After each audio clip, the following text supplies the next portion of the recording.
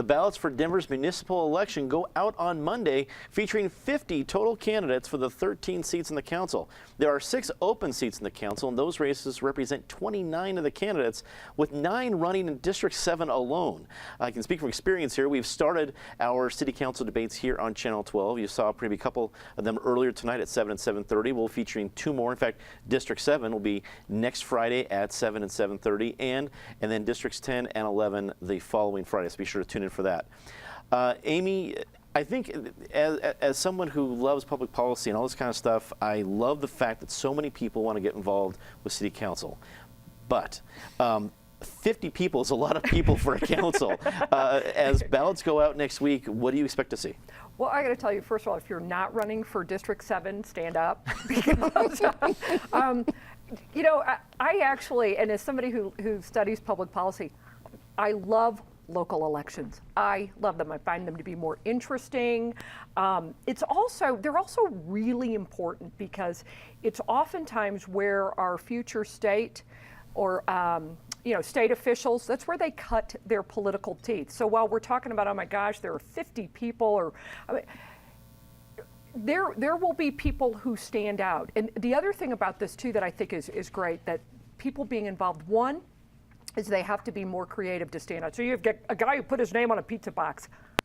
Great idea. Good for you for thinking outside the box. A really bad pun. But these are important elections. These are really, because this is where our state, our future state leaders, look at where Bill Ritter, former DA, John Hickenlooper, former mayor of Denver. These are important elections. Here's the thing, though. You're starting to really see how important they are, and people are recognizing it by the amount of money that is being invested. So worth watching, very interesting, but we aren't the only ones picking up on that. Eric, I know you and I were both talking about in the last couple of months, we're lamenting the fact that it has been a very quiet election without a real serious mayoral contender. Really, we haven't had much to talk about. Finally, we're here. It's the election, all these candidates. What do you think is going to be the big issues that will come from the election? Well, in the big picture, compared to other citywide elections every 4 years, this one is something of a yawner. If you're one of those 9 candidates in District 2, no, District 7, it is not a yawner, and you and your passionate supporters are deeply involved. But the ultimate agenda usually gets set, or the ultimate tone usually gets set by the mayoral race. And obviously we do not have a mayoral race here, which I think puts a pall on the whole thing. And there's just not that much attention yet being paid, except in a few individual districts.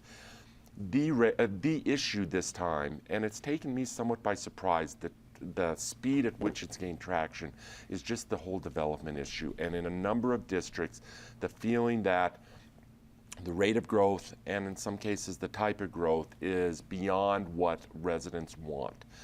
In some ways, that's a good problem to have. It shows the economy is back. The economy is moving along. We weren't having that same discussion a handful of years ago.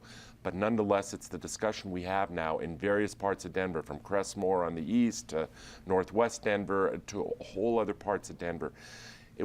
Incumbents are notoriously hard to defeat. Penn and I were talking before the show. It's hard to remember. You have to go back maybe 3 decades. The last city council incumbent to lose a seat in Denver. Incumbents almost automatically get reelected. The only new faces come about due to term limits or an incumbent not running for re-election for one reason or another. It would not totally shock me to see some incumbent, I don't know who it is, but some incumbent lose a seat here based around the growth issue and all its different offshoots, and we'll have to wait and see. Penn, we talk about Denver in the November elections. It's always pretty homogenous. It's all Democratic. We don't even think about how it might be a swing city.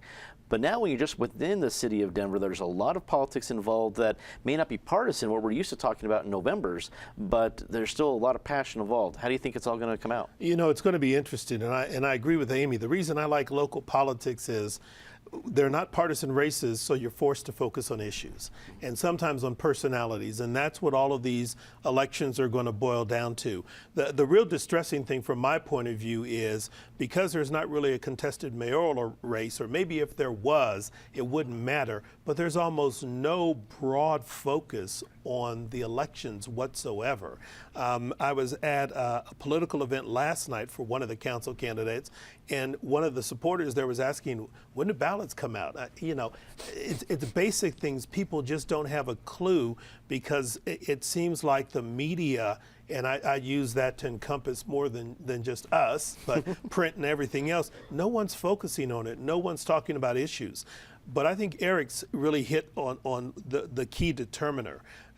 When you look at a number of the districts, you see a lot of candidates who are now getting pegged as the developer's candidate.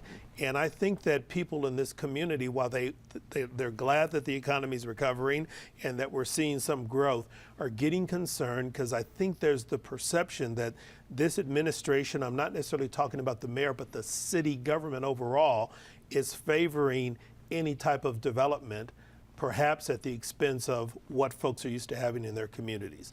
So it's going to be interesting to see how that element plays out. And the development community has sunk a lot of money into some of these council candidates. It's going to be interesting. Patty, wrap it up for us. What do you think? Well, and they're still sinking a lot of money into Michael Hancock's campaign, which is over $1 million. When really, we'll see where he's going to use that.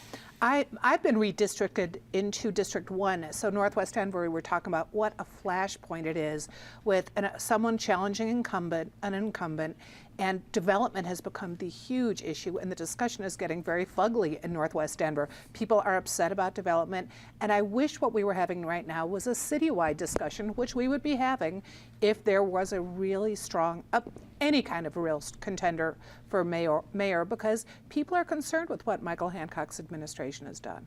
Ballots come out Monday, and there's a new design. You no longer have to draw up between the arrows. You fill in a circle. Our long national nightmare is over.